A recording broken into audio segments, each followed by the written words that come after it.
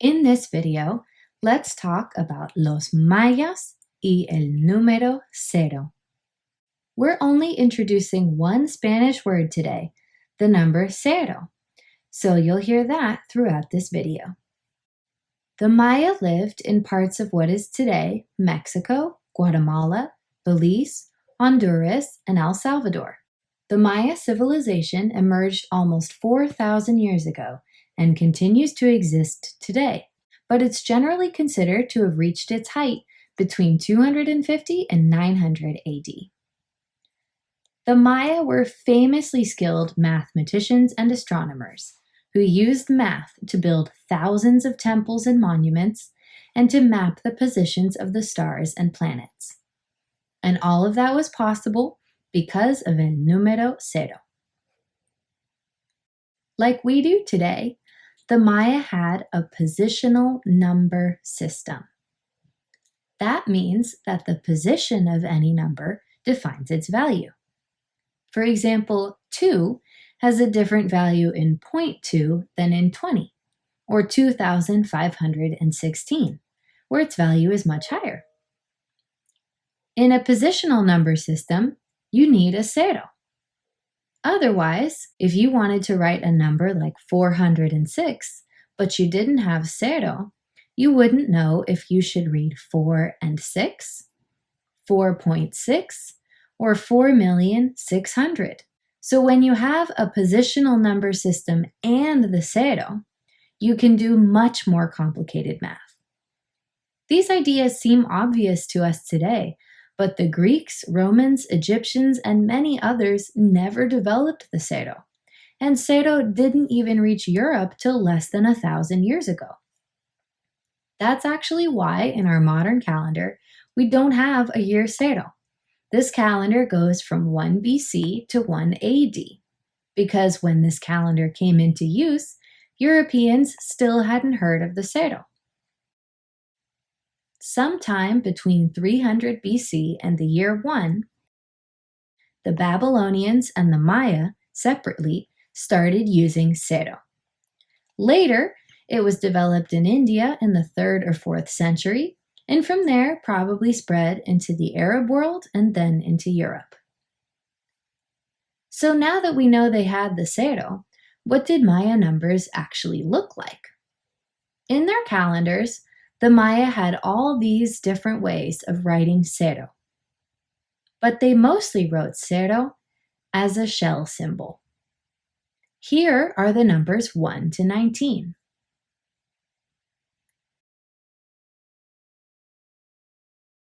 Note that 5 is 1 line, 10 is 2 lines, and 15 is 3 lines. And the other numbers use those lines plus dots for ones. But what about numbers higher than 20? It gets a little bit more complicated, so let's look back at the number system we use. Remember the positional number system we mentioned earlier? We write like this. 243 means 2 100s, 4 10s, and 3 1s. The Maya wrote vertically, like this. But they didn't use 1s, 10s, and 100s. They used base 20, counting 1s, 20s, 400s, 8,000s, and so on. Let's look at some examples. This means 7 1s, which is 7.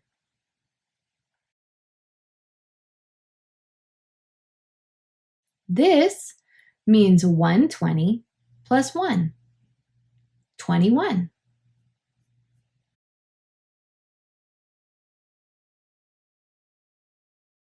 Two 20s plus 1, 41.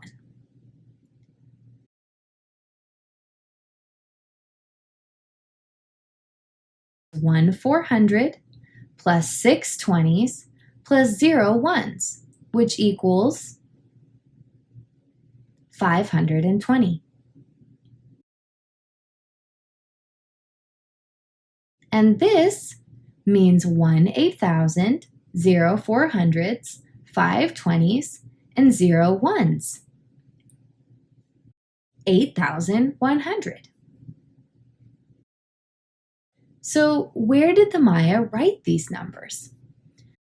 The Maya used a series of calendars, including the famous long count calendar. The long count calendar, which may have come from a pre-Maya civilization, kept a very accurate count of days, months, and years, starting from the year 3114 BC. We don't know exactly when the long count started to be used, but the earliest long count date found so far dates to 36 BC. The Maya used the long count and shorter calendars to record dates on stelae, monuments, jewelry, codices, and books. Archaeologists compared later events that had Spanish and Maya dates on them to figure out how to read these long count dates, which we can now use to date artifacts and monuments that we find. We don't have many documents, like papers or books, left from the Maya because the Spanish burned hundreds of them, calling them superstition and lies of the devil. The 4 remaining codices are primarily calendars, like this one, the Dresden Codex. See the numbers?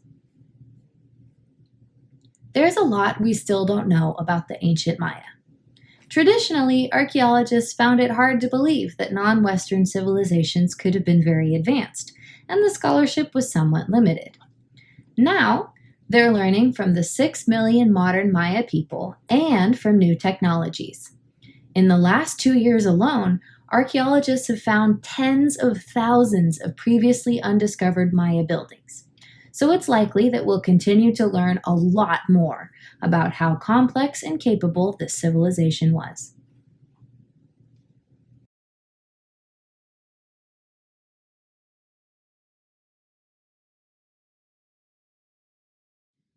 Hasta luego.